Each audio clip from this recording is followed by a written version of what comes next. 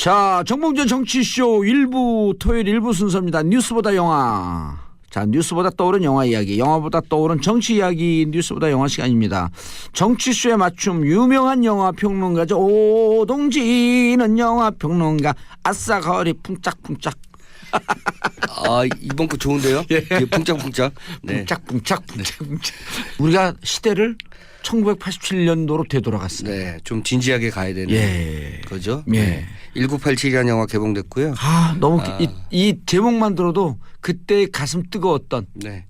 시청 앞 네. 6월 그 그렇죠. 현장으로 쭉 가는 이야기의 시작 아니에요. 네, 제가 개봉됐다고 말씀드렸는데 27일 개봉입니다. 아, 27일 제가 개봉이요? 영화를 예. 미리 본 그렇죠. 상태여서. 시사를 늘 미리 보시죠. 네네. 그 사실은 우리가 모두 알고 있는 사실이라고 생각하지만 지금 무려 30년 지난 거죠. 저도 물론 이때 한창 복학해서 다닐 때였습니다만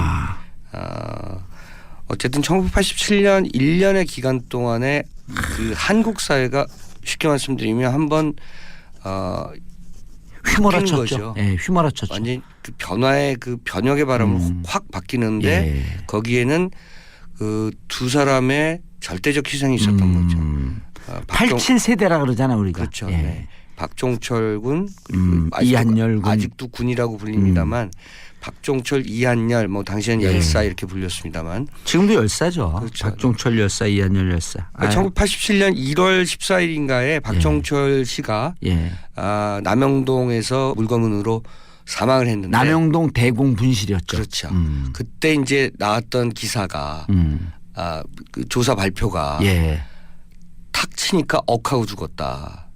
이런 발표를 냈었죠. 그래서 그게 이제 그때 보도 지침 때문에 그 모든 신문들이 안기부에 의해서 이제 보도 지침을 받고 기사를 통제받고 있었는데 그 두 줄 기사 탁 치니 억하고 죽었다.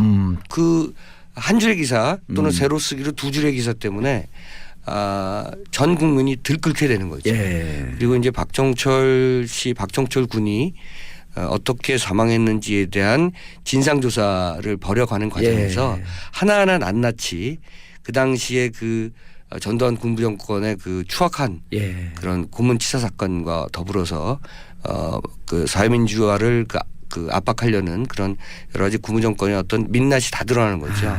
그리고 그 과정 박종철 아버님께서 화장해서 그 강인가 바다에 뿌리면서 그 아버지는 할 말 없대이.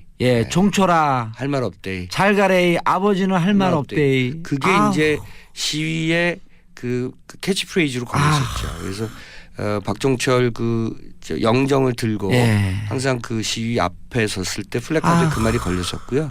그러니까 1월 달에 고문치사 사건을 당하고 1월 14일이었죠. 그렇죠. 1월 14일 그리고 6월 9일에 이한열 군이 이제 최루탄에 맞아서 연대에서 시위 도중에 사망을 하죠. 그러니까 그 기간 동안에 기록을 한 영화가 바로 이 1987인데요. 저는 약 6개월, 약 5개월 동안에 그 한국 사회에서 어떤 일들이 벌어졌는지를 이렇게 역동적인 드라마로 엮어낸 작품은 제가 최근에 그 한 10수년 동안 처음 본 것 같은 느낌이 들고요. 저는 눈물이 많이 나던가요? 뭐 이루 헤아릴 수 없습니다. 사실은. 저는 지금 얘기만 들어도 눈물이 날라 그래요. 장조영 감독이 왜 이 1987이라는 작품을 하려고 했는가. 영화를 보면서 다시 한번 제가 생각했었는데요. 이 6개월의 과정을 촘촘히 기록해서 촘촘히 보여줌으로 해서 우리가 잊으면 안 될 것들이 분명히 존재하는 우리가 것이고요. 이런 야만의 시대도 뚫고 나왔다. 그렇죠. 그리고 그 역사에 우리가 지금 서 있고 얼마나 사실 국권이 버텨왔는가. 맞아요. 또 새로운 사회민주화를 만들어 나가고 있는가 이런 것들을 좀 증명하려고 한 것 같고요. 영화가 이런 측면에서는 역사의 교과서보다도 더 훌륭하죠. 대중들에게 파고드는 어떤 감성의 어떤 그 칼날이 더 강할 것 같다 이런 생각을 좀 했습니다. 이때 87년도에 이 두 젊은 청년의 희생이 없었고 87년 그 6월 항쟁의 그 뜨거운 열기가 없었으면 지금 이 순간 박근혜 전 대통령의 탄핵은 없었어요. 무슨 말씀이냐면 87년 6월 항쟁의 결과 독재 정권이 헌법을 유린할 수 없도록 하기 위해서 만든 게 헌법재판소입니다. 그 헌법재판소가 만들어졌고 그 헌법재판소에서 17년 네. 박근혜 탄핵이 이뤄진 거예요. 그러니까 30년의 세월이 어쨌든 걸린 셈이다. 이런 것들을 보여주는 거죠. 그게 하나의 점으로 네. 마치 영화 인터스텔라 보면 웜홀을 통해서 이쪽 역사의 끝에서 저쪽 역사의 끝으로 훅 들어가는. 네. 그러니까 저는 그런 생각을 많이 하는데요. 이 87년 학번 세대 그리고 그 이후에 91년 학번 세대가 제일 사실은 힘들었죠. 제일 역경의 고난의 시대를 보낸 학번 세대다 이렇게 생각하는데요. 87학번 세대는 어쨌든 이런 박종철, 이한열 그 두 사람의 어떤 죽음을 목도했고요. 그리고 나서 사실은 그걸 받아들였잖아요. 직선제 개헌을 받아들이고 그리고 그 대통령 선거를 했는데 노태우가 이겼죠. 그렇죠. 그리고 나서 이제 이른바 의사민주주의, 가짜민주주의가 들어갔잖아요. 그래서 91년도에 강경대 학생을 포함해서 가장 많은 그 대학생과 또는 노동자들이 분신, 투신 그리고 또 심지어 의문의 죽음사 뭐 이런 것들이 굉장히 많았습니다. 그래서 91학번 세대 같은 경우는 87년 세대를 경유하면서 오히려 사회에서는 우리도 좀 민주화된 것이 아닐까라는 이제 가짜 민주주의 그리고 3당 합당 이른바 3당 야합이 있었고 YS가 당선되는 과정에서 그런 것들이 이제 빈번하게 더 벌어진 거죠. 유명한 강기훈 유서대필 사건. 그렇죠. 그때 우리 역사의 가장 커다란 거짓말. 그게 91년, 92년 아니에요. 그렇죠. 91년이죠. 그러니까 이 장준환 감독이 1987을 만든 것은 1987년에 성취했던 것들이 여러 우여곡절을 거쳐서 지금 30년 만에 성과를 낸 거죠. 성과를 냈는데 이것도 완전한 것은 아니다. 그러니까 1987의 시대로 다시 한번 돌아가 봐야 된다. 그것도 촘촘하게 하나하나 그 시간과 시기를 잘라서 1월부터 6월까지 그 과정을 아주 낱낱이 기록하고 있는데 저는 놀라운 것이요. 이 영화에 여러분들이 아시는 모든 스타들이 다 등장해요. 하정우 씨, 충무로 어벤져스다. 하정우, 뭐 김윤석, 뭐 오달수, 뭐 유해진, 뭐 모든 배우들이 사실은 영화를 보고 있으면 거의 특별 출연하는 것처럼 보입니다. 그러니까 그만큼 하나의 의식이 모아졌다는 그렇죠. 것으로 보일 수 있는 거죠. 그것도 사실은 느낌이 좋아요. 그러니까 어떤 한 배우가 영화 전체를 끌고 가는다기보다도 모든 배우가 이 시대를 위해서 다 참여를 해서 각자가 맡은 역할을 하는 거죠. 나쁜 역할도 있고 그 치안감, 그 고문의 원흉, 뭐 그 김인석 씨가 맡고 있는데 악역도 있고 뭐 또는 선한 역도 있습니다만 어쨌든 모든 충무로 배우들이 이 영화에 참여하고 있다는 것 하나만으로도 우리 시대를 위해서 영화가 또 어떤 역할을 하고 있는가 이런 것들을 또 보여주고 있습니다. 가슴이 짠해네요. 그 배우들이 이렇게 30년을 끌어온 민주화의 역사에 있어서 그 전면이 아닐지라도 뒷면 혹은 옆에서라도 그러나 우리는 결코 이 역사의 현실을 정면에서 응시했지 결코 외면하지 않았다. 라고 하는 것을 출연하면서 보여주고 있는 거네요. 배우들이 너무 훌륭해요. 저는 정말로 이 영화를 보면서 한국의 배우들이 갖고 있는 그런 그 역사적 개념, 그 의식, 인식 이런 것들이 놀랍다. 그러니까 뭐 흔히들 뭐 연예인, 딴따라 뭐 이렇게 그러는데 아니죠. 그렇지 않습니다. 그 배우들이 또 기본적으로 좋은 게 배우들의 아들을 뭐라 그러는 줄 아세요? 무슨 또 아재 개그 하시는? 아니요. 배우들의 아들을 배우자. 그래서 배우들은 늘 배우자는 자세로. 그럼 몇 가지죠? 가끔 이렇게 리듬을 주시니까 전 좋아요. 이 영화에서 남영동이 그대로 나오고요. 그래서 과거의 역사를 배우자. 계속 하시는군요. 그 남영동 너무 진지하기 때문에 남영동이 지금 사실은 인권센터로 바뀌어 있죠. 맞아요. 그게 우리가 만들어낸 우리가 성취해낸 역사의 현장이거든요. 7층에 가면 6층에 가면 박종철 군이 그 고문당했던 욕조. 그대로 보존돼 있고요. 그리고 7층에는 기념 추념 뭐 사업 같이 기업관이죠 일종의. 그렇게 다 정리가 돼 있습니다. 그래서 이 남영동 인권센터에서 이 영화 찍을 때 아주 적극적 협조를 해서 그 안에서 그대로 그 욕조에서 한 거예요? 촬영을? 그것까지는 아닌 것 같아요. 재현을 했겠죠. 다만 기록을. 그렇게까지 하면 좀 너무 좀 그 뭐랄까 좀 참담한 것 같고요. 그 과정은 그 세트에서 촬영했지만 외관 남영동의 그 입구 뭐 특히 그 안으로 들어가는 장면 같은 경우는 다 지금의 남영동에 있는 인권센터에서 그대로 촬영한 것으로 알려지고 있습니다. 네. 예. 그런데 장준환 감독은 어떤 분이에요? 예전에 지구를 지켜라. 예. 네. 좀 오래됐죠. 오, 2003년 영화인데요. 그렇죠.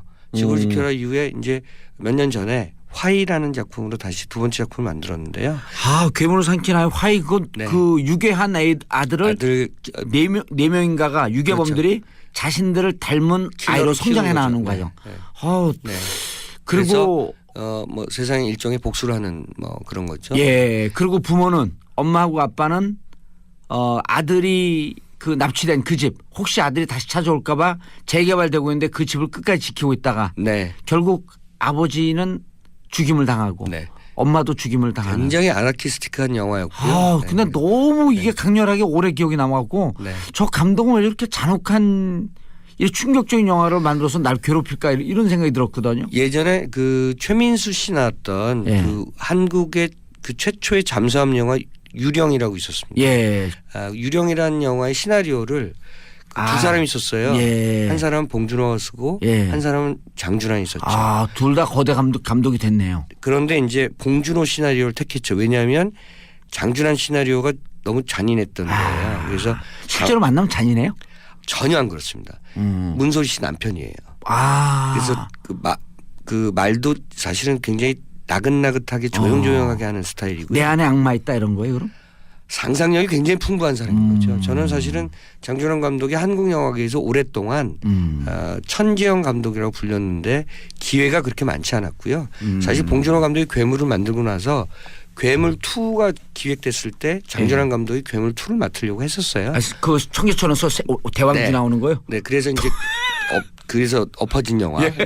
장준환 감독이 그렇게 약간 불운을 겪었던 거죠. 그리고 이번에 지구를 지켜라 이후에 2003년이니까 거의 14년 만에 자신이 가장 잘할 수 있는 최고의 역작을 뽑아냈다고 생각합니다. 화이도 대박 작품은 아니었는데 기본 제작비는 했을 거요. 그렇죠. 흔히 얘기하는 중박은 했죠. 그래서 이창동 감독과 함께 그 사실은 작품을 만드는 이준동 프로듀서가 있는데 친동생이기도 하고요. 그래서 이준동 제작자가 만든 영화였습니다만 지금 말씀하신 것처럼 약간 낯설어서 영화가 그렇게 크게 성공할 것이라고 생각하지는 않았습니다만 그 영화가 갖고 있는 내적 에너지가 워낙 강해서 충분히 그 관객들에게 호응을 얻었었죠. 참 인상적이게 학교도 다니지 않는 애가 교복을 입고 학교를 다니는 것처럼 연기를 하면서 또 또래의 여학생을 만나고. 여진구라는 배우가 맡았었는데 이번에 사실은 그 여진구가 박종철 역을 맡고 있습니다. 그렇군요. 화이 주위에서 보면 화이를 본 사람들이 많지 않은데 제가 봤다는 게 놀랍지 않아요? 영화를 많이 보시잖아요. 다 본다고 보시면 돼요.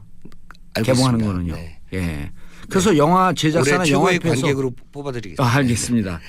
김윤석 씨가 악역을 아주 돋보이게 했다? 왜냐하면 그 대공수사처장이었고요. 악명 높은 박처원.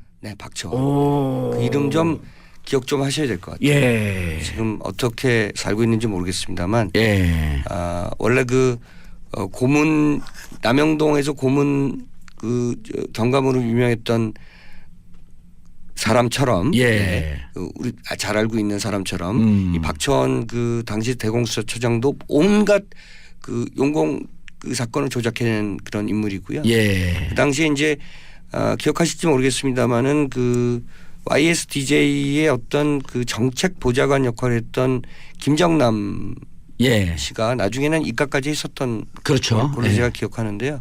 김정남 씨를 필두로 해서 북한 용공 조작을 꾸미려고 그때 애를 썼던 시기입니다. 그러면서 이제 학생들을 대거 잡아들였고 그 대학가의 그 학생운동 세력과 김정남을 연결시키려고 했었어요. 맞아요. 기억납니다. 김정남 씨 역할은 설경구 씨가 하고 있습니다. 특별 출연입니다. 그래서 굉장히 그 역할도 굉장히 그 돋보이고요. 김윤석 씨가 이 중에서 이제 악역을 한 거죠. 그 대공수사처장을 하고 박처원 경감인가요? 뭐 저는 그 경찰 그 계급이 지금 잘 기억이 안 납니다만 치안감인가요? 어쨌든 처장으로 나오죠. 결국은 구속이 됐죠. 맨 밑에 꼬리를 자르려고 그렇게 애를 쓰다가 결국은 구속돼서 그러니까 전두환 체제도 이 그 박천을 제거하지 않으면 이 문제가 커지겠다고 생각해서 결국은 거기까지 올라가서 몸통을 자르게 되는데 그 몸통 자체는 사실은 그 당시에 군부 정권이었죠. 네. 그러면 군부 정권이었죠. 네. 그 하정우 씨가 아주 발랄한 역할을 하고 있는데요. 예, 부장검사로 나오죠. 이제 공안검사예요. 공안검사. 공안검사인데 이 공안검사도 사실은 대공과니까 예. 역시 학생운동 세력들 잡아들이는 검사인데 그 이쪽 안기부 쪽 대공과하고 사이가 별로 안 좋아요. 그러니까 이제 박종철 씨가 그 고문치사로 죽은 것에 대해서 화장을 하라는 그 명령서를 검사가 써야 되는데 그걸 안 쓰는 거죠. 그러니까 이제 그 뭐랄까요, 이제 그 검사 측과 이 대공 저쪽 안기부 대공 쪽하고의 어떤 권력 다툼이라고 하는 것이 묘하게 내부에 이 사건을 예. 외부로 터지게 만든 요소가 된 거죠. 왜냐하면 화장 검시를 요구하거든요. 예. 그 역할을 이제 하정우 씨가 합니다. 아니 그러니까 그 예고편 보니까요. 하정우 씨가 이렇게 얘기를 해요. 누구 다른 수사관에게 야, 넌 서울대 들어간 그 똑똑한 아들이 수사를 받다 죽었어. 근데 부모가 내 화장시키세요 이러냐? 그렇죠. 그 대목입니다. 그래서 이제 화장을 거부하고 그 명령서를 쓰는 걸 사인을 거부하고요. 그 검시를 요구하는 거죠. 그때부터 이제 사실은 얘기는 커지기 시작합니다. 커지고 이제 군사 독재 정권의 의도는 뻐그러지기 시작하는 거죠. 그 검식을 요구하고 당연히 부모가 오고 또 거기에 기자가 따라붙기 시작하고 밖으로 얘기가 새어나가기 시작하면서 사실 이 영화 속에서는 하정우 씨가 맡은 이 검사가 그 당시에 그 황적준 그 과학수사연구소에 예. 검시관이 기록한 예. 물고문에 의한 그 흉부 압박 익사 이런 것들에 대한 것들 그 서류를 바깥으로 리크시키는 그런 역할을 영화 속에서 하고 있죠. 알겠습니다. 제가 너무 얘기하는 것 같은데요. 예, 아마 27일 개봉이고요. 네. 예, 자 시간 또 하나 가져오는데 짧게라도 좀 소개해 주시죠. 튤립 피버는 사실은 남녀간의 뜨거운 사랑 얘기입니다. 예. 근데 이제 이게 1634년이거든요. 근데 저는 사실은 잘 몰랐었는데요. 저 무식하다는 소리 들었었는데 예. 당시에 튤립 구군이 주식 역할을 했었어요. 그 구군을 확보하면 그것이 막 천정무주 값이 올랐다가 구군이 뭐예요? 그러니까 튤립의 그 근. 뿌리. 예. 아. 그걸 이제 심으면 어떤 튤립이 나오느냐. 튤립의 종류가 굉장히 많습니다. 그래서 예. 그 과정이 이 영화 속에서 보여지는데 예. 저는 그것을 보면서 이제 예. 비트코인. 예.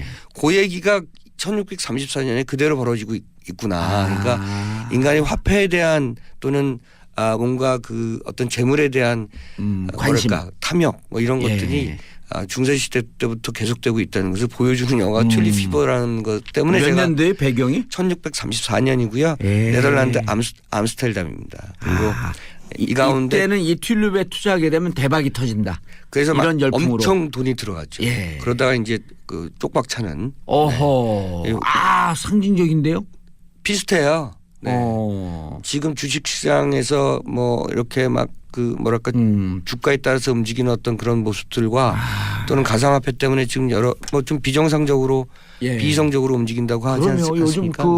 그냥 밤에 안 자고 계속 그걸 들여다보고 있다. 그러니까 소문이 그 사람들을 그렇게 끌어들이는 것 같아요. 누가 1억을 가지고 100억을 벌었다 이런 소문들이 막 소문이 돌고 너무들 지금 열광해갖고 문제예요. 네. 예. 이 영화는 어쨌든 알리시아 비칸데르와 데인 드한이 나오고요. 그러니까 화가고 또는 유부녀입니다. 이 두 남녀가 처음 만날 때부터 불꽃 튀는 사랑을 벌이다가 뭐랄까요. 비극까지는 아니지만 불행한 결말을 맞게 된다. 실제 생활에서도 연인으로 발전하진 않았죠. 캐스팅만 이렇게 된 거죠.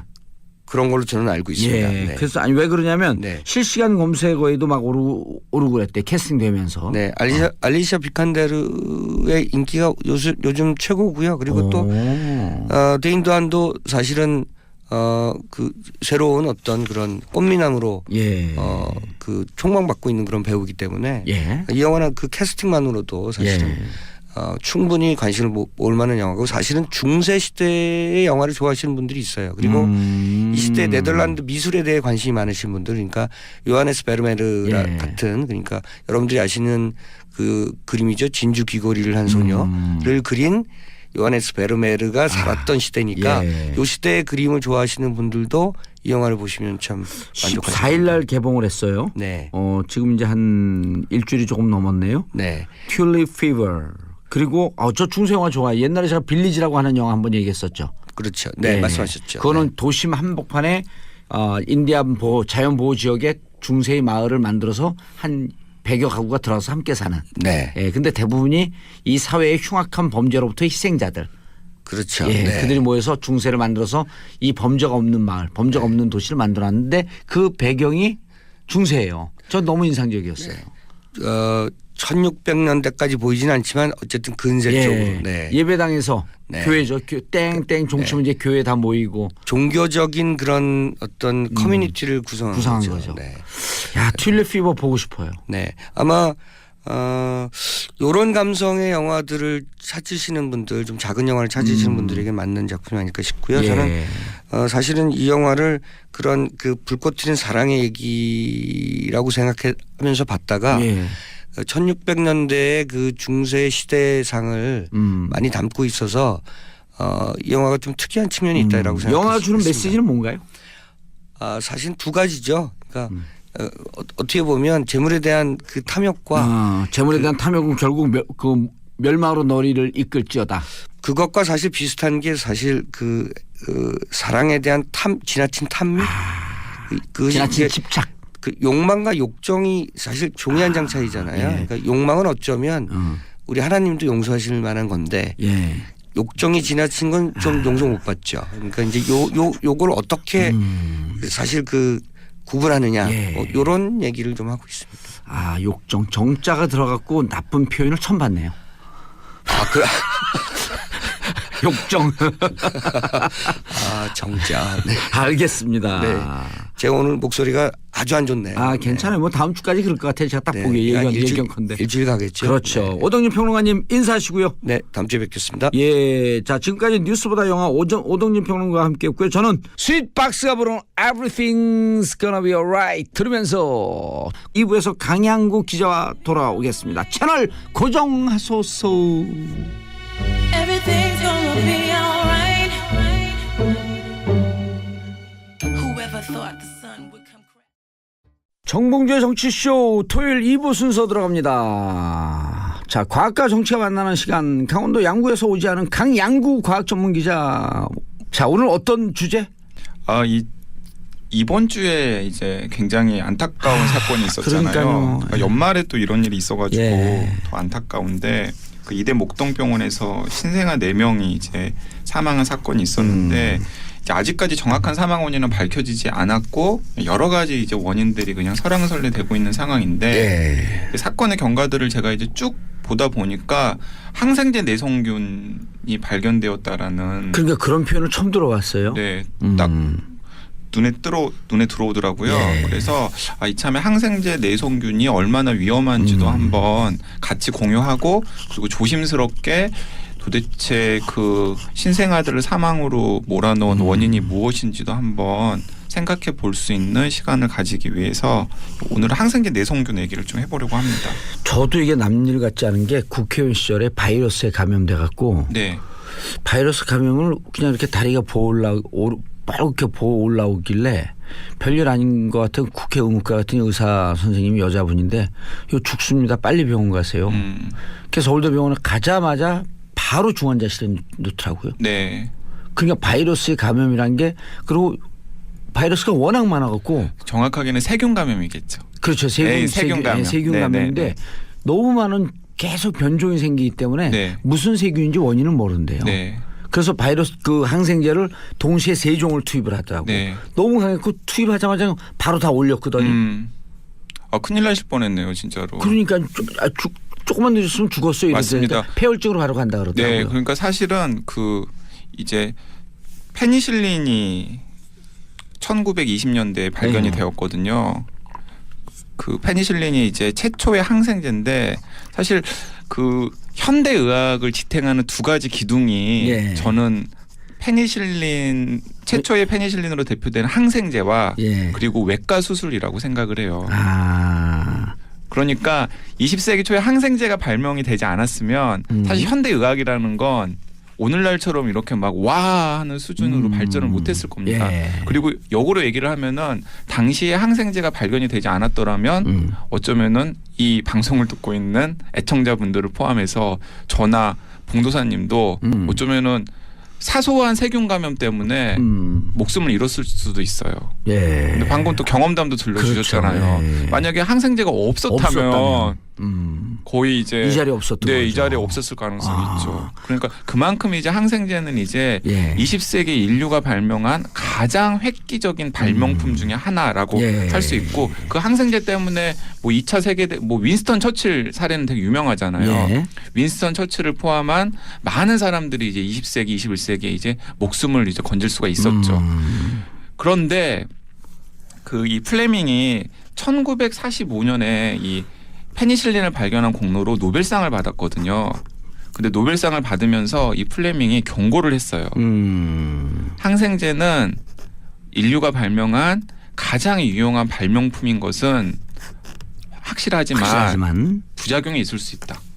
그 부작용으로 얘기한 것이 항생제가 듣지 않는 세균이 속속 등장할 수 있기 때문에 거기에 대해서 인류는 경각심을 가져야 된다라고 경고를 했던 겁니다. 예. 그런데 플레밍은 이제 이런 걸 걱정을 한 거예요. 어떤 걸 걱정을 했냐면 예를 들어서 이제 내가 이제 세균 감염에 걸렸어요. 예. 세균 감염으로 이제 내 몸속에 어딘가 염증이 생겼는데 이제 의사가 항생제를 처방을 해줬는데 그 처방한 항생제가 내 몸속에 있는 염증을 일으키는 세균을 다 죽이기에는 좀 분량이 모자란 정도로 약하게 처방을 한 거예요. 예. 그러다 보면 어떤 일이 생기냐면 이렇게 이제 그 권투로 비유를 주자면은 항생제가 이제 몸속에 들어가 가지고 세균한테 이제 계속 이제 막 주먹질을 한단 말이죠. 예. 근데 마지막 한 방을 딱 날려야 이제 없어지는 그 건데. 세균이 없어지는데 예. 그 마지막 한 방을 이제 못 날리게 되는 거죠.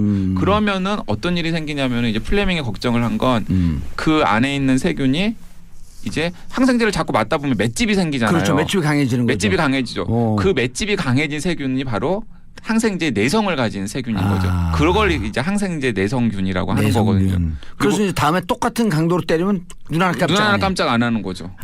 그리고 이제 그 항생제 내성균을 이제 항생제에 듣지 않는 세균 박테리아라 그래서 이제 언론에서 슈퍼박테리아라고 이제 이름을 지어준 거죠. 항생제 내성균 내성 박테리아가 네. 힘이 세져서 슈퍼박테리아라고 한다. 네, 그러니까 이제 그 플레밍의 경고를 염두에 둔다면은 네. 이제 항생제는 가능하면은 안 먹어야 되는 상황이 있는 게 좋지만 어쨌든 병원에서 항생제를 처방해 주는 경우가 있잖아요. 예. 그럼 그 항생제를 이제 가지고 이제 먹다 보면은 이런 분들 계세요. 한 일주일치를 병원에서는 처방을 해줬는데 3일치만 먹고 몸 상태가 꽤 좋아진 것 같거든요. 그러면은 뭐 약 먹는 게 뭐 몸에 좋은 것도 아닌데 하면서 끝까지 안 드시는 경우 있거든요. 대부분이 그러지 않아요? 네, 근데 그러면 안 된다는 거죠. 그게 바로 몸속에 있는 항생제 맷집을 키워주는 일이 될 수 있는 거예요. 완전히 잡을 때까지 완전히 잡을 된다. 때까지야. 그러니까 최소한 이 처방받은 항생제는 몸 상태가 상당히 좋아진 것처럼 여겨져도 끝까지 다 먹어야 이제 마지막 한 방까지 이제 날릴 수가 있는 거죠. 저처럼 아예 약을 안 먹는 사람들은요. 그러면은 이제 그래도 이제 항생제를 먹어야 되는 상황이 오면은 이제 그 병원에서 처방받는 대로 먹어야죠. 내성은 많이 없겠죠. 내성은 많이 없겠죠. 약을 안 먹었으니까. 저는 네. 그 감기 걸리면 조그만 물병 약 있잖아. 피모, 네네. 판모, 네. 이런 거 먹거든요. 네, 그건 항생제가 아니잖아요. 그건 항생제 아니에요. 네. 괜찮다. 계속 먹고. 그건 이제 소염 진통제 성분의 약들인데, 예. 자 그런데 이제 플레밍이 사실은 예측한 것과는 전혀 반대 방향으로 상황이 흘러갔어요.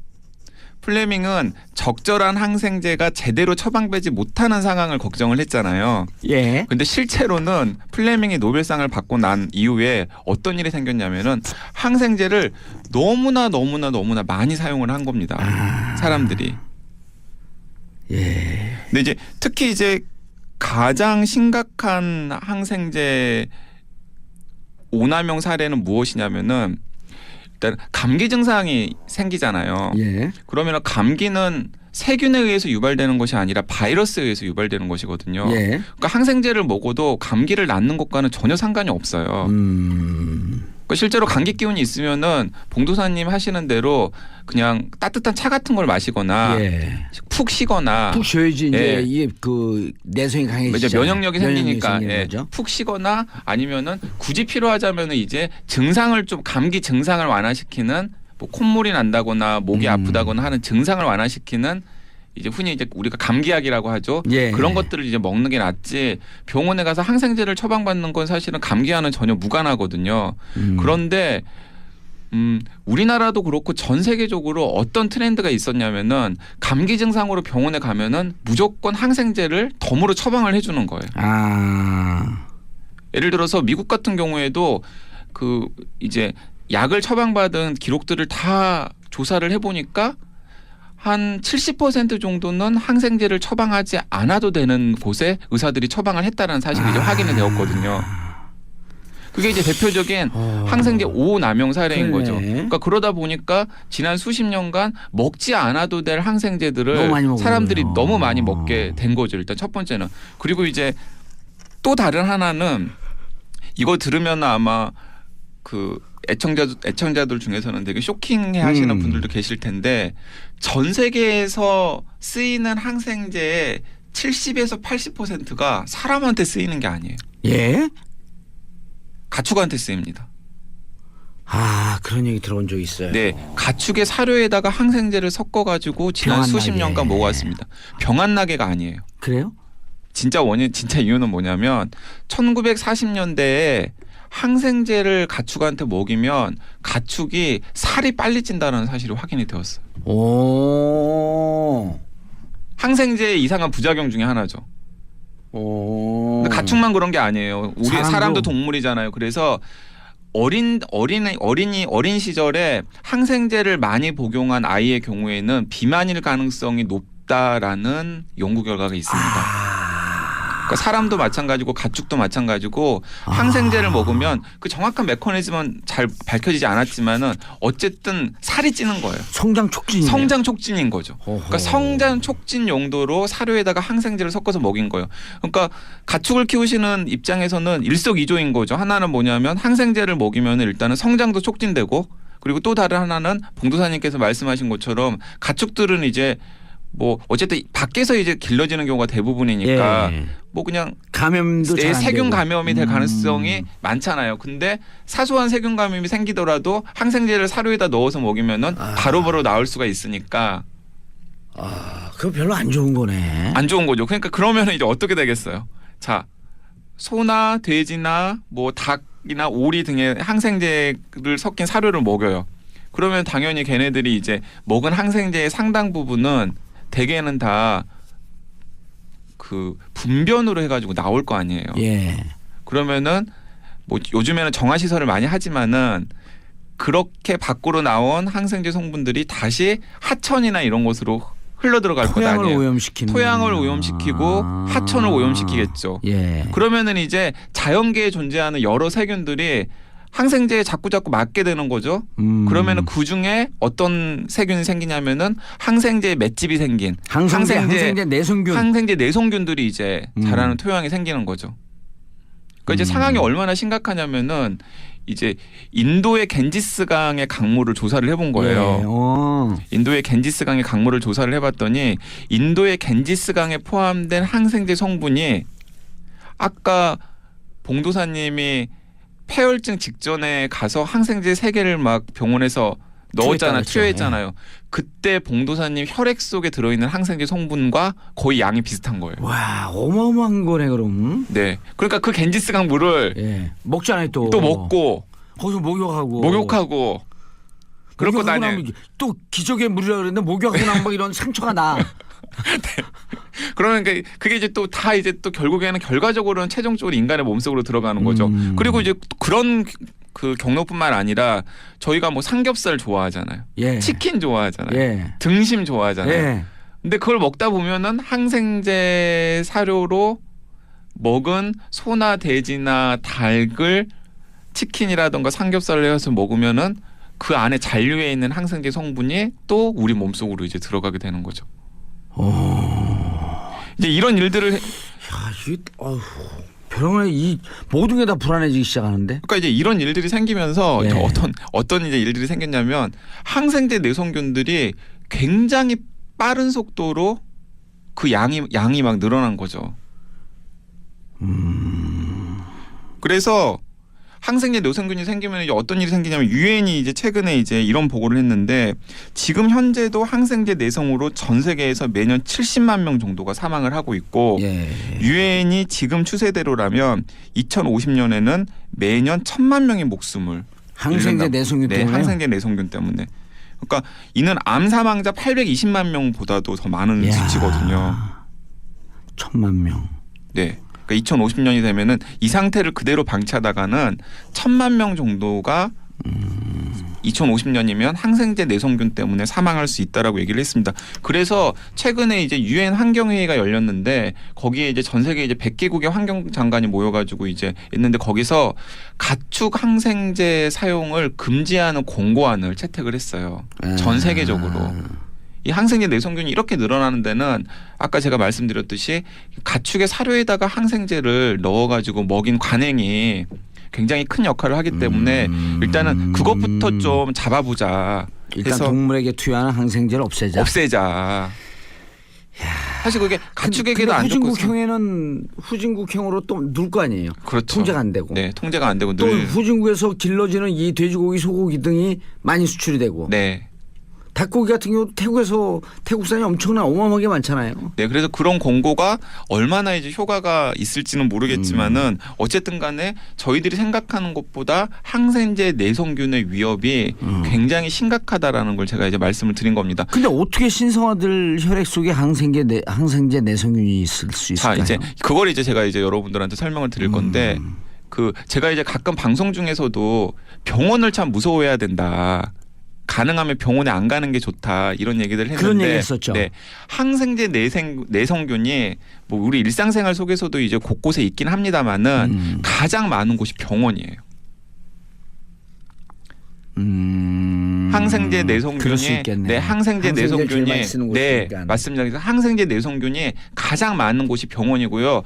특히 중간급 이상의 종합병원 그 이상이 이 항생제 내성균이 굉장히 많습니다. 그래서 이 신생아 그 이대 목동병원에서 사망한 신생아의 몸 속에서 혈액 속에서 항생제 내성균이 발견이 되었다라는 것은 어떤 의미냐면 바로 병원에서 그 신생아들에게 항생제 내성균이 감염이 되었다라는 거죠. 아, 그럼 의료 사고네요. 네, 그랬을 가능성이 이제 높다라는 겁니다. 그러니까 어떤 경로인지는 좀 더 추적하고 확인을 해봐야 되겠지만은 뭔가 감염 관리가 제대로 안 된 탓에 그 사망한 아이들의 몸속에 공통적인 항생제 내성균의 감염을 이제 유발한 거죠. 그 이대 목동병원에서.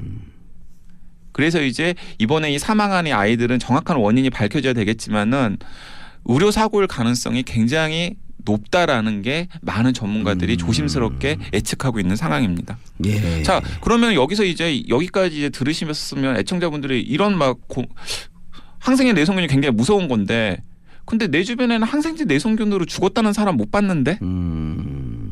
아니 연간 지금 70만 명이 사망하고 2050년이 되면 1,000만 명의 항생제 내성균 때문에 목숨을 잃는다고 했는데 왜 내 주변에는 항생제 내성균 때문에 사망한 사람이 없지라고 의아해하실 거예요. 항생제 내성균은 건강한 사람한테는 별로 의미가 없어요? 위협이 안 됩니다. 그래서 영유아 미숙한 아이들한테 그렇습니다. 그러니까 왜 치명적이다. 왜 건강한 사람한테는 항생제 내성균이 문제가 안 되냐면은 일단은 정상적인 건강한 사람의 면역계는 항생제 내성균이 몸속에 들어온다고 하더라도 항생제 내성균을 힘을 못 쓰게끔 억제하는 일단 작용을 하고요. 그리고 또 우리 몸속에는 항생제 내성균뿐만 아니라 몸에 좋은 건강한 세균들이 굉장히 많다라고 제가 예전에 말씀을 드렸잖아요. 그렇죠. 그런 건강한 우리 몸속에 있는 세균들이 항생제 내성균이 우리 몸속에 들어와도 활동을 못하도록 억제를 해요. 그러니까 건강한 사람의 경우에는 항생제 내성균이 몸속에 들어와도 아마 봉도사님이나 제 몸속에도 항생제 내성균이 있을 가능성이 있는데 발휘를 못하는 거죠. 근데 문제는 이런 경우입니다. 면역력이 떨어질 때. 예를 들어 봉도사님이 갑자기 염증이 생겨가지고는 병원에 입원을 해서 항생제를 굉장히 많이 투여를 하지 않으면은 뭔가 이제 막 폐혈증 같은 게 와가지고 목숨을 잃을 수 있는 그런 상황이 됐어요. 그러니까 중증 환자가 된 거죠.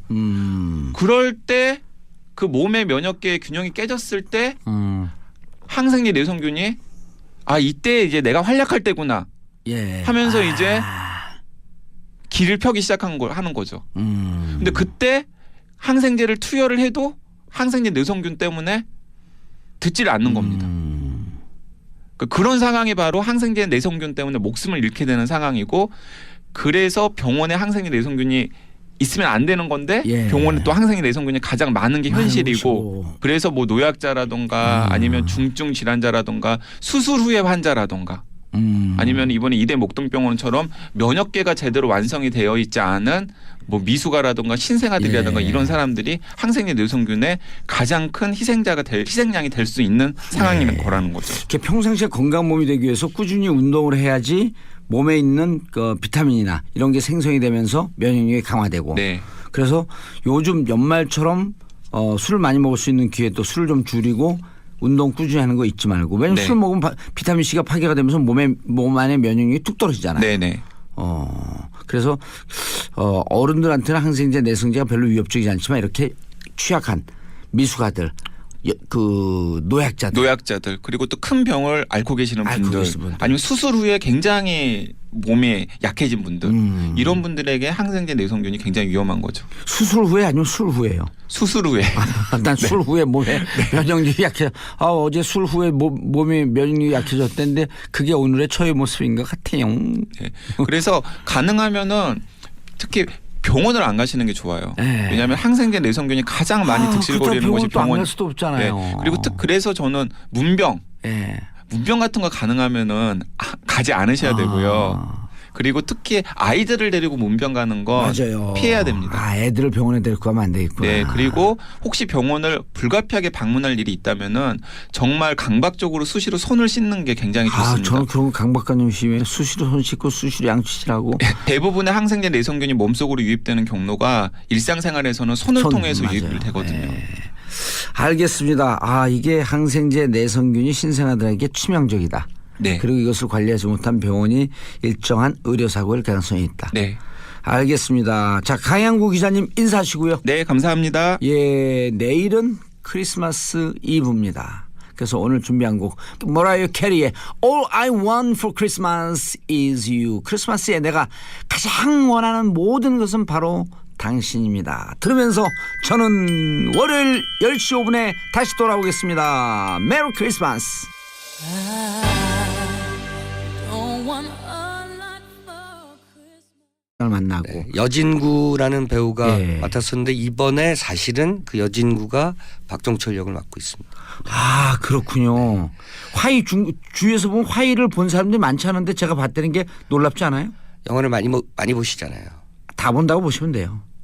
알고 개봉하는 있습니다. 거는요. 네. 예. 그래서 영화 올해 제작사나 영화 최고의 협회에서 관객으로 뽑아드리겠습니다. 알겠습니다. 김윤석 씨가 네. 악역을 아주 돋보이게 했다. 왜냐하면 그 대공수사처장이었고요. 악명 높은 박처원. 네, 박처원. 그 이름 좀 기억 좀 하셔야 될 것 같아요. 예. 지금 어떻게 살고 있는지 모르겠습니다만 예. 원래 그 고문 남영동에서 고문 경감으로 유명했던 사람처럼 예. 우리 잘 알고 있는 사람처럼 이 박처원 그 당시 대공수사처장도 온갖 그 용공 그 사건을 조작해낸 그런 인물이고요. 예. 그 당시에 이제 기억하실지 모르겠습니다만은 그 YSDJ의 어떤 그 정책 보좌관 역할을 했던 김정남 예. 씨가 나중에는 입각까지 했었던 그렇죠. 걸로 예. 제가 기억하는데요. 김정남 씨를 필두로 해서 북한 용공 조작을 꾸미려고 그때 애를 썼던 시기입니다. 그러면서 이제 학생들을 대거 잡아들였고 그 대학가의 그 학생운동 세력과 김정남을 연결시키려고 했었어요. 예, 맞아요. 기억납니다. 김정남 씨 역할은 설경구 씨가 하고 있습니다. 예. 특별 출연입니다. 그래서 굉장히 그 역할도 굉장히 돋보이고요. 김윤석 씨가 이 중에서 이제 악역을 한 거죠. 그 대공수사처장을 하고 예. 박천 경감인가요? 뭐 저는 그 경찰 그 계급이 지금 잘 기억이 안 납니다만 치안감인가요? 어쨌든 예. 처장으로 나오죠. 네, 예. 결국은 구속이 됐죠. 맨 밑에 꼬리를 자르려고 그렇게 애를 쓰다가 결국은 구속돼서 그러니까 전두환 체제도 이 그 박천을 제거하지 않으면 이 문제가 커지겠다고 생각해서 결국은 거기까지 올라가서 몸통을 자르게 되는데 그 몸통 자체는 사실은 그 당시에 군부 정권이었죠. 네. 그러네요. 군부 정권이었죠. 네. 네. 그 하정우 씨가 아주 발랄한 역할을 하고 있는데요. 예, 부장검사로 나오죠. 공안 검사예요. 공안검사. 공안 검사인데 이 공안 검사도 사실은 대공과니까 예. 역시 학생운동 세력들 잡아들이는 검사인데 그 이쪽 안기부 쪽 대공과하고 사이가 별로 안 좋아요. 그러니까 이제 박종철 씨가 그 고문치사로 죽은 것에 대해서 화장을 하라는 그 명령서를 검사가 써야 되는데 그걸 안 쓰는 거죠. 그러니까 이제 그 뭐랄까요, 이제 그 검사 측과 이 대공 저쪽 안기부 대공 쪽하고의 어떤 권력 다툼이라고 하는 것이 묘하게 내부에 이 사건을 외부로 터지게 만든 요소가 된 거죠. 왜냐하면 화장 검시를 요구하거든요. 예. 그 역할을 이제 하정우 씨가 합니다. 아니 그러니까 그 예고편 보니까요. 하정우 씨가 이렇게 얘기를 해요. 누구까지는 아닌 것 같아요. 재연을 했겠죠. 다만 기록을. 그렇게까지 하면 좀 너무 좀 그 뭐랄까 좀 참담한 것 같고요. 예. 그 과정은 그 세트에서 촬영했지만 외관 남영동의 그 입구 뭐 특히 안으로 들어가는 장면 같은 경우는 다 지금의 예. 남영동에 있는 인권센터에서 그대로 촬영한 것으로 알려지고 있습니다. 네. 예. 그런데 장준환 감독은 어떤 분이에요? 예전에 지구를 지켜라. 예. 네. 좀 오래됐죠. 오, 2003년 영화인데요. 그렇죠. 지구를 지켜라 이후에 이제 몇 년 전에 화이라는 작품으로 다시 두 번째 작품을 만들었는데요. 아, 괴물을 삼키나요? 화이 네. 그 유괴한 아들을 네 명인가가 유괴범들이 그렇죠. 자신들을 닮은 아이로 성장해 나가는 거죠. 과정. 네. 네. 네. 그리고 뭐 세상에 일종의 복수를 하는 뭐 그런 거죠. 예. 그리고 부모는 엄마하고 아빠는 아들이 그 납치된 그 집 혹시 아들이 다시 찾아올까봐 재개발되고 있는데 그 집을 끝까지 지키고 있다가 네. 결국 아버지는 죽임을 당하고 네. 엄마도 죽임을 당하는. 굉장히 아나키스틱한 영화였고요. 아, 근데 네. 너무 이게 강렬하게 오래 기억이 남았고 네. 저 감독은 왜 이렇게 잔혹한 이 충격적인 영화를 만들어서 날 괴롭힐까 이런 생각이 들었거든요. 예전에 그 최민수 씨 나왔던 예. 그 한국의 그 최초의 잠수함 영화 유령이라고 있었습니다. 예. 유령이라는 영화의 시나리오를 두 사람이 있었어요. 예. 한 사람은 봉준호가 쓰고 예. 한 사람은 장준환이 있었죠. 둘 다 거대 감독이 됐네요. 그런데 이제 봉준호 시나리오를 택했죠. 왜냐하면 장준환 시나리오가 너무 잔인했던 거예요. 그래서 실제로 만나면 잔인해요? 전혀 안 그렇습니다. 문소리 씨 남편이에요. 그래서 그 말도 사실은 굉장히 나긋나긋하게 조용조용하게 하는 스타일이고요. 내 안에 악마 있다 이런 거예요, 그럼? 상상력이 굉장히 풍부한 사람인 거죠. 저는 사실은 장준환 감독이 한국 영화계에서 오랫동안 천재형 감독이라고 불렸는데 기회가 그렇게 많지 않았고요. 사실 봉준호 감독이 괴물을 만들고 나서 괴물 2가 기획됐을 때 장준환 감독이 괴물 2를 맡으려고 했었어요. 그 청계천에서 대왕주 네. 나오는 거요? 네, 그래서 이제 그래서 엎어진 영화. 예. 네. 장준환 감독이 그렇게 약간 불운을 겪었던 거죠. 그리고 이번에 지구를 지켜라 이후에 2003년이니까 거의 14년 만에 14년 만에 자신이 가장 잘할 수 있는 최고의 역작을 뽑아냈다고 생각합니다. 화이도 대박 작품은 아니었는데 기본 제작비는 했을 거요. 그렇죠. 네. 흔히 얘기하는 중박은 했죠. 네. 네. 그래서 이창동 감독과 함께 그 사실은 작품을 만드는 이준동 프로듀서가 있는데 네. 친동생이기도 하고요. 네. 그래서 이준동 제작자가 만든 영화였습니다만 지금 말씀하신 것처럼 약간 낯설어서 영화가 그렇게 크게 성공할 것이라고 생각하지는 않았습니다만 그 영화가 갖고 있는 내적 에너지가 워낙 강해서 네. 충분히 그 관객들에게 호응을 얻었었죠. 참 인상적이게 학교도 다니지 않는 애가 교복을 입고 학교를 다니는 것처럼 네. 연기하면서 또 또래 여학생. 자, 정봉준 정치쇼 토요일 1부 순서입니다. 뉴스보다 영화. 자, 뉴스보다 떠오른 영화 이야기, 영화보다 떠오른 정치 이야기, 뉴스보다 영화 시간입니다. 정치쇼에 맞춤 유명한 영화 평론가죠. 오동진은 영화 평론가. 아싸 거리 풍짝풍짝. 이번 거 좋은데요? 예. 풍짝풍짝. 네. 풍짝풍짝. 우리가 시대를 1987년도로 되돌아갔어요. 네, 좀 진지하게 가야 되는 거죠. 예. 1987이라는 영화 개봉됐고요. 너무 이 제목만 들어도 그때 가슴 뜨거웠던 네. 시청 앞 네. 6월 그 그렇죠. 현장으로 쭉 가는 이야기의 시작 아니에요. 네, 제가 개봉됐다고 말씀드렸는데 27일 개봉입니다. 아, 27일 제가 개봉이요? 영화를 예. 미리 본 그렇죠. 상태여서 시사를 늘 미리 보시죠. 네네. 그 사실은 우리가 모두 알고 있는 사실이라고 생각하지만 지금 무려 30년 지난 거죠. 저도 물론 이때 한창 복학해서 다닐 때였습니다만 어쨌든 1987년 1년의 기간 동안에 그 한국 사회가 쉽게 말씀드리면 한번 휘몰아쳤죠. 거죠. 예, 휘몰아쳤죠. 완전 그 변화의 그 변혁의 바람을 확 바뀌는데 예. 거기에는 그 두 사람의 절대적 희생이 있었던 거죠. 87세대라 그러잖아 우리가. 그렇죠. 예. 네. 박종철 군 그리고 이한열 군. 아직도 군이라고 불립니다만 박종철, 이한열 뭐 당시엔 예. 열사 이렇게 불렸습니다만 지금도 열사죠. 그렇죠. 박종철 열사, 이한열 열사. 1987년 1월 14일인가에 박종철 씨가 예. 남영동에서 물검은으로 사망을 했는데 남영동 대공 분실이었죠. 그렇죠. 그때 이제 나왔던 기사가 그 조사 발표가 예. 탁 치니까 억하고 죽었다 이런 발표를 냈었죠. 예. 그래서 그게 이제 그때 보도 지침 때문에 그 모든 신문들이 안기부에 의해서 이제 보도 지침을 받고 기사를 통제받고 있었는데 예. 그 두 줄 기사 탁 치니 억하고 죽었다. 그 한 줄의 기사 또는 세로 쓰기로 두 줄의 기사 때문에 전 국민이 들끓게 되는 거죠. 예. 그리고 이제 박종철 군이 어떻게 사망했는지에 대한 진상조사를 벌여가는 과정에서 예. 하나하나 낱낱이 그 당시에 그 전두환 군부 정권의 그 추악한 예. 그런 고문치사 사건과 더불어서 그 사회민주화를 그 압박하려는 그런 여러 가지 군부 정권의 어떤 민낯이 다 드러나는 거죠. 그리고 그 과정 박종철 아버님께서 네. 화장해서 그 강인가 바다에 뿌리면서 그 아버지는 할 말 없대이. 예, 종철아 할 말 없대이. 잘 가래 아버지는 할 말 없대. 그게 이제 시위의 그 캐치프레이즈로 걸렸었죠. 그래서 박종철 저 영정을 들고 예. 항상 그 시위 앞에 섰을 때 플래카드에 그 말이 걸렸었고요.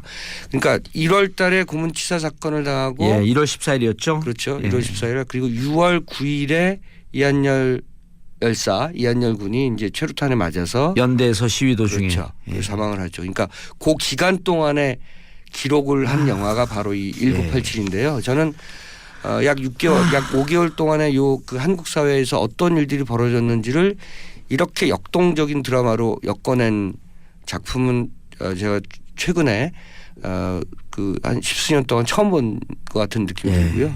저는 눈물이 많이 나던가요? 뭐 이루 헤아릴 수 없습니다. 사실은. 저는 지금 얘기만 들어도 눈물이 날라 그래요. 장조영 감독이 왜 이 1987이라는 작품을 하려고 했는가. 영화를 보면서 다시 한번 제가 생각을 했었는데요. 예. 이 6개월의 과정을 촘촘히 기록해서 촘촘히 보여줌으로 해서 예.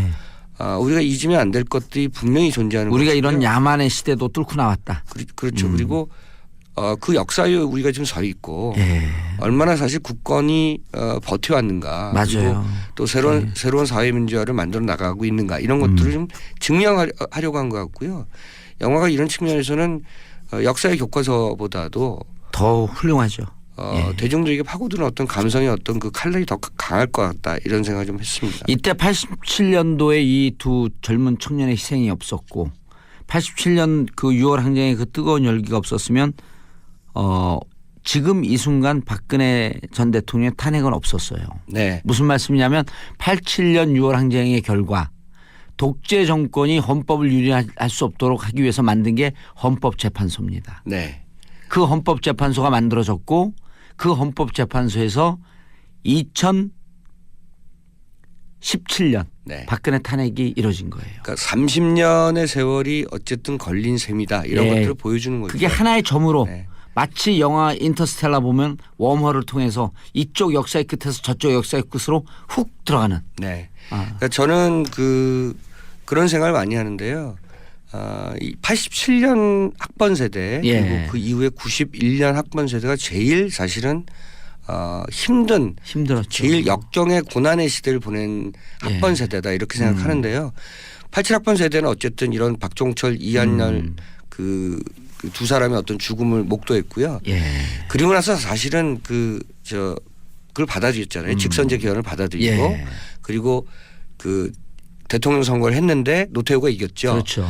그리고 나서 이제 이른바 의사민주주의, 가짜민주주의가 들어갔잖아요. 네. 그래서 91년도에 강경대 학생을 포함해서 가장 많은 그 대학생과 또는 노동자들이 분신, 투신 그리고 또 심지어 의문의 죽음사 예. 뭐 이런 것들이 굉장히 많았습니다. 그래서 91학번 세대 같은 경우는 87년 세대를 경유하면서 오히려 사회에서는 우리도 좀 민주화된 것이 아닐까라는 이제 가짜 민주주의 그리고 가짜 민주주의. 3당 합당 예. 이른바 3당 야합이 있었고 YS가 당선되는 과정에서 그런 것들이 이제 빈번하게 더 벌어진 거죠. 유명한 강기훈 유서대필 사건. 그렇죠. 그때 우리 역사의 가장 커다란 거짓말. 그게 역시 91년 92년 아니에요. 그렇죠. 91년이죠. 예. 그러니까 이 장준환 감독이 1987을 만든 것은 1987 그러니까 1987년에 성취했던 것들이 여러 우여곡절을 거쳐서 지금 30년 만에 성과를 낸 거죠. 성과를 냈는데 이것도 완전한 것은 아니다. 그러니까 1987의 시대로 다시 한번 돌아가 봐야 된다. 그것도 촘촘하게 하나하나 그 시간과 시기를 잘라서 예. 1월부터 6월까지 그 과정을 아주 낱낱이 기록하고 있는데 저는 놀라운 것이요. 이 영화에 여러분들이 아시는 모든 스타들이 다 등장해요. 하정우 씨, 충무로 어벤져스다. 하정우, 뭐 김윤석, 뭐 오달수, 뭐 유해진, 뭐 모든 배우들이 사실은 영화를 보고 있으면 거의 특별 출연하는 것처럼 보입니다. 그러니까 그만큼 하나의 의식이 모아졌다는 그렇죠. 것으로 네. 보일 수 있는 거죠. 그것도 사실은 느낌이 좋아요. 그러니까 어떤 한 배우가 영화 전체를 끌고 간다기보다도 예.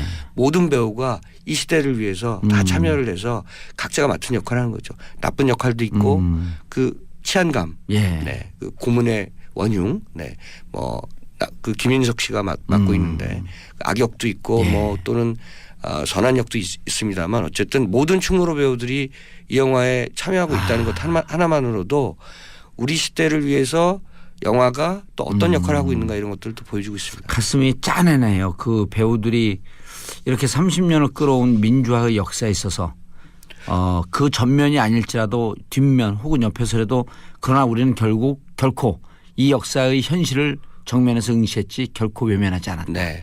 라고 하는 것을 출연하면서 보여주고 있는 거네요. 배우들이 너무 훌륭해요. 예. 저는 정말로 이 영화를 보면서 한국의 배우들이 갖고 있는 그런 예. 그 역사적 개념, 그 의식, 인식 이런 것들이 놀랍다. 그러니까 뭐 흔히들 뭐 연예인, 예. 딴따라 뭐 이렇게 그러는데 아니죠. 그렇지 않습니다. 그 배우들이 또 기본적으로 좋은 게 배우들의 아들을 뭐라는 줄 아세요? 무슨 또 아재 개그 하시는? 아니에요. 배우들의 아들을 배우자.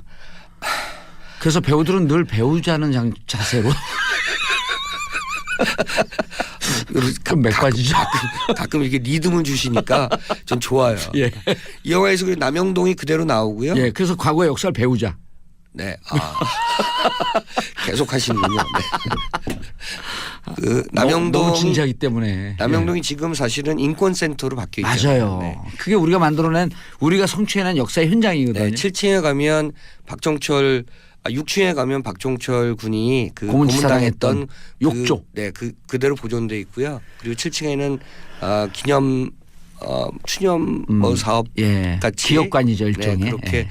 다 정리가 돼 있습니다. 그래서 이 남영동 인권센터에서 이 영화 찍을 때 아주 적극적 협조를 해서 그 안에서 그대로 그 욕조에서 한 거예요? 촬영을? 그거